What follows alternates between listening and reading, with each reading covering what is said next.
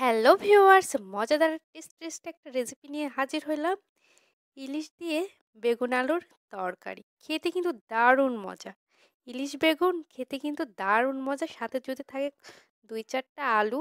তো ইলিশ বেগুন আলু দিয়ে রান্না এই তরকারিটা এতটাই টেস্টি, একবার খেলে বারবার খেতে ইচ্ছে করে। একবার হলেও আপনারা বাসায় ট্রাই করবেন এভাবে রান্না। তো আশা করি খুবই ভালো লাগবে। তো এখানে বেগুন আর আলু কেটে নিয়েছি, দেখতেই পাচ্ছেন কিভাবে কেটে নিয়েছি। আর এখানে নিয়েছি ইলিশ মাছ, কিছু ইলিশের মাছের ডিমও ছিল। তো ডিমটা আমার মেয়ে বলতেছে আমি খাবো মা। তো এই জন্যে মাছগুলোকে নুন হলুদ দিয়ে মাখাতেই ডিমগুলো একবারে দিয়ে দিলাম ফ্রাই প্যানে, তেল গরম হতেই ভাজার জন্য। তো ভাজি ভালোভাবে করে নিব মাছটাকে। ইলিশ মাছ খুব ভাজতে হয় না, এপার ওপর করে একটু হালকাভাবে ভেজে নিলাম। তারপর উঠিয়ে নিলাম একটি পাত্রে। ওই মাছ ভাজার তেলেই দিয়ে দিলাম গোটা কিছু জিরা।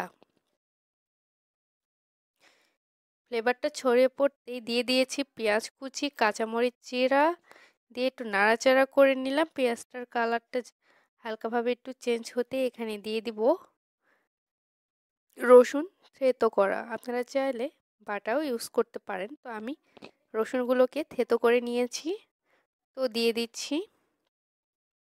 তারপর আবারও একটু নাড়াচাড়া করে নিব। এই রান্না কিন্তু দারুণ মজা, অবশ্যই আপনারা বাসায় ট্রাই করবেন। দিয়ে দিলাম হলুদ পরিমাণ মতো, স্বাদ মতো লবণ, আর দিয়ে দিলাম ঝালের গুঁড়ো। যেহেতু কাঁচা লঙ্কা আমি দিয়েছি, এই জন্য ঝালের গুঁড়োও সে বুঝে আমি দিয়ে দিলাম। তো আপনারা যেভাবে ঝাল খেতে পছন্দ করেন সেভাবে দেবেন। এই রান্নাটা একটু ঝাল ঝাল মাখো মাখো রান্নাটা হয়, খেতে কিন্তু বেশ দারুণ লাগে। ইলিশ বেগুনের পাতলা একটা ঝোল হয় কম মশলা দিয়ে, আর এটা হচ্ছে মশলা দিয়ে ইলিশ বেগুন আলু দিয়ে রান্না, তবে এটা কিন্তু খেতে কিন্তু দারুণ লাগে। তো এখানে দিয়ে দিলাম আদা জিরা পেস্ট। তো এরপরেও আমি ভালোভাবে একটু নাড়াচাড়া করে নিলাম, তেল যাতে ভালোভাবে উপরে উঠে আসে এভাবে নাড়াচাড়া করে নিলাম। তো আপনাদের সাথে আমি ইলিশ বেগুন আলু দিয়ে মশলা দিয়েই রান্না করলাম ইলিশ মাছ।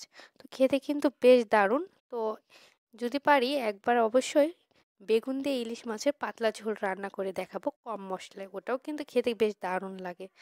তো আলু কেটে রাখা আলুগুলো দিয়ে একটু অল্প পরিমাণ জল দিলাম, মশলা দিয়ে ঢেকে দিয়েছি। আলুটা একটু সিদ্ধ হতে দেরি হবে, এজন্য আলুটা আগে দিয়েছি। দিয়ে ঢাকনাটা উঠে কিছুক্ষণ ঢাকনাটা দিয়ে রেখেছিলাম। তারপর ঢাকনাটা উঠে একটু অনবরত নেড়ে চেড়ে ভালো করে মিক্সড করে নিয়েছি। তারপরে আগে থেকে কেটে ধুয়ে রাখা বেগুনগুলোকে দিয়ে দিলাম, দিয়ে ভালোভাবে মশলার সাথে মিক্সড করে নিচ্ছি।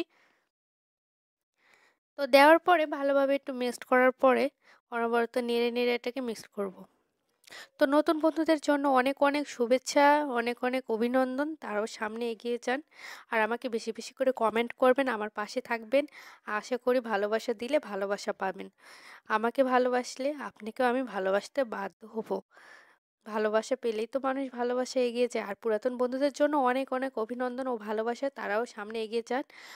তাদের ভালোবাসা আমিও সামনে এগিয়ে যেতে পারি। তো সবসময় পাশে থাকবেন, ভালোবাসবেন, ভালোবাসা পাবেন।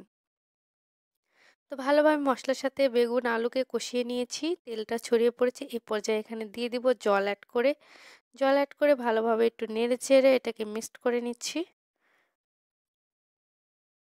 একটু ঢাকনা দিয়ে ঢেকে দিয়েছিলাম কিছুক্ষণের জন্য, বেগুনটা একটু মশলা গায়ে গায়ে যাতে লেগে যায়, এই জন্য অল্প পরিমাণে একটু জল দিয়ে ঢাকনা দিয়ে ঢেকে একটু দিয়েছিলাম। তারপরে তো ঢাকনা উঠিয়ে ভালোভাবে একটু নাড়াচাড়া করে দেখুন তেলটা ছড়িয়ে পড়ছে। এই পর্যায়ে ভালোভাবে আমার মশলাগুলো কষানো হয়ে গেছে, আর আলু বেগুন দুটোই ভালোভাবে মশলা ঢুকে গেছে। এ পর্যায়ে আমি দিয়ে দিব জল। ঝোলের জন্য জল অ্যাড করে দিলাম, ভালোভাবে একটু ফুটিয়ে উঠলেই এখানে দিয়ে দিব আগে থেকে ভেজে রাখা ইলিশ মাছগুলো। তো ইলিশ মাছগুলো আমি ঝোলটা ফুটে উঠেছে দিয়ে দিচ্ছি সবগুলো মাছ। দেওয়ার পর এটাকে ভালোভাবে একটু নেড়ে চেড়ে এটাকে একটু ভালো করে ফুটিয়ে ঘন করে নিয়ে নেব। এ তো হয়ে গেছে। এখন এটা গ্যাসের ফ্লেম অফ করে একটি পাত্রে নামিয়ে নিয়েছি। দেখুন কালারটা কতটা সুন্দর হয়েছে, খেতেও কিন্তু বেশ দারুণ হয়েছে। এই তরকারি যদি ভাত দিয়ে মেখে খাওয়া যায়, ওয়াও, কি যে দারুণ মজা লাগে কি বলবো, জিভে জল চলে আসতেছে। ওয়াও লাগে, ওয়াও। অবশ্যই অবশ্যই আপনার বাসায়